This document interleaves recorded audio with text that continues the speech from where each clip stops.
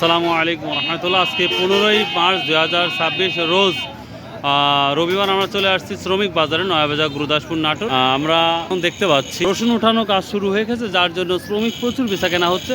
তো আজকে আমরা শুনবো সর্বোচ্চ দাম কী দাম শ্রমিক বিক্রি হচ্ছে, সেটাই দেখাবো ইনশাল্লাহ। আমরা সামনে দেখতে পাচ্ছি প্রচুর পরিমাণ ইয়াং গোল্ড সবাই আসছে এই নয়াবাজারে বিক্রির জন্য। বাট এখন কত টাকা করে যাচ্ছে আমরা সেটাই শুনবো ইনশাল্লাহ। আসসালামু আলাইকুম ভাই, কত টাকা করে শ্রমিক বিক্রি হচ্ছে জানা আছে ভাই? ও সঠিক বলতে পারবেন না। গতকালে কি অবস্থা ছিল? 400 টাকা। তার মানে এখন দিন যাবে মনে পারবে নাকি? তো মেঘলা তো আবহাওয়া লাগতেছে, যদি বৃষ্টি হয় তাহলে তো দাম আরও বেড়ে যাবে। আবার বাড়বে না? আচ্ছা আচ্ছা, ঠিক আছে। আমার এক ভ্যান ড্রাইভার ভাইয়ের সাথে কথা বললাম, তো এখানে দেখি কিছু ইয়াং ছেলে আছে। সালামু আলাইকুম ভাই, আজ কত করে বিক্রি হলে ভাইয়া? ভাই আপনি হচ্ছে 16 কাটা আপনি 3500 টাকা। 16 কাটা 35 টাকা, মানে চুক্তি নিচ্ছেন? তার মানে উঠাই দিয়ে শেষ? ওঠানি আর বয়নিও ভাই। ও বহন মানে এই কাঁচারণের বহনও করতে হবে? কয়জন যাচ্ছেন 16 কাটা? 7 জন কি পারবেন একদিনে? পারা যাবে না?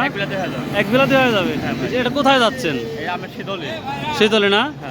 আচ্ছা আচ্ছা, থ্যাংক ইউ ভাই। আচ্ছা, আসসালামু আলাইকুম ভাই। আর দিন ভাবে 400 450 500 নাই? ও আমরা মহিলা শ্রমিকও দেখতে পাচ্ছি, মহিলা শ্রমিকের কি দাম সেটা শুনে নেব আমরা। দর্শক, আমরা শুনতেছি মহিলা যারা শ্রমিক তাদেরও 400 টাকা করে।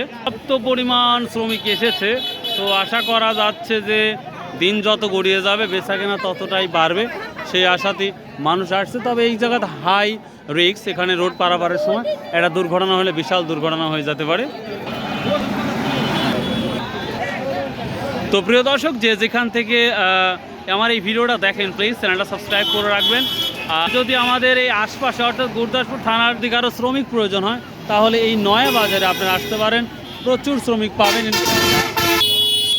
তো মাশাআল্লাহ প্রচুর শ্রমিক এবং বেচাকেনা হচ্ছে প্রচুর। দিকে দেখতেই পাচ্ছেন প্রচুর শ্রমিক মাঠে চলে যাচ্ছে খুব দ্রুত, এবং কারণ সময় গড়িয়ে গেলে যারা কৃষক আছে তাদের একটু লস যাবে, এই কারণে দ্রুত নিয়ে যাচ্ছে। ভাই আলহামদুলিল্লাহ ভাই, সো ভাই আল্লাহ হাফেজ, আসসালামু আলাইকুম রহমতুল্লাহ।